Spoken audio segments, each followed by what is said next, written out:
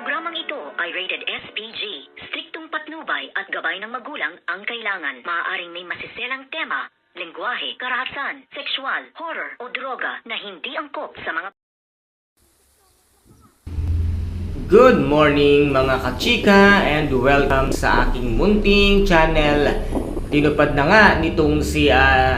Joanna ang kanyang plano na palitan na nga ang Orias Restaurant at ngayon ay ginawa na nga niya itong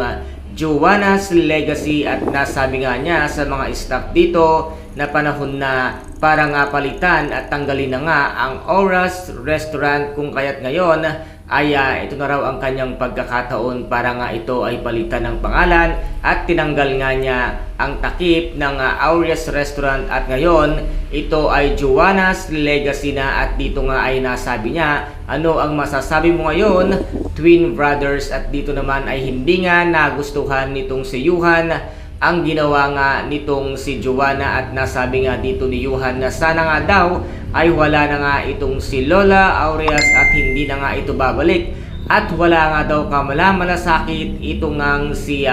Joanna sa lahat nga ng naipundar at pinaghirapan at pinagsikapan nga nitong si Lola Aurea kaya muli na namang pinahiya nito ngang si Yuhan si Joanna sa harap nga ng mga staff na hindi ito agad nakakibo at dito naman ay kitang-kita nga nitong si Ina at ni Lola Orias ang ginawa nito ngang si Joanna na pinalitan na ang pinaka-paboritong restaurant nito ngang si Lola Aurea at nasabi nga ng ating Lola na hindi man lang daw nila pinahalagahan ang kanyang pinaghirapan at wala silang karispe-respeto sa kanya kaya dito nga na-realize ni Lola Aurea na talagang tuloy na siyang itinapon at hindi pinahalagahan ang mga bagay na kanyang pinaghirapan kung kaya't dito nga ay tuluyan na rin nagdesisyon itong ngang si Lola Aurea na magtatayo na rin siya ng restaurant na itong ngang si Ina ang siyang mamamahala ng lahat-lahat kung kaya't dito nga ay nasabi niya total naman daw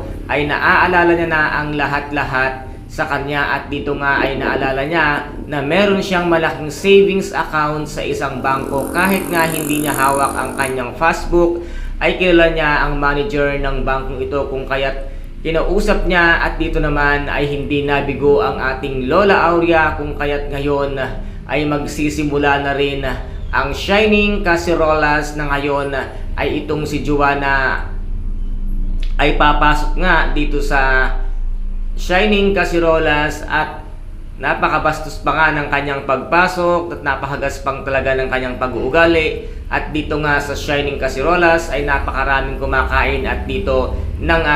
iserve nga nila ang pagkain dito nga kay Joanna ay dito pa siya nag-inarte na hindi nga daw masarap di kuno ang pagkain dito nga sa Shining Cacerolas ngunit nagulat nga itong si Joanna na parang popular sa kanya ang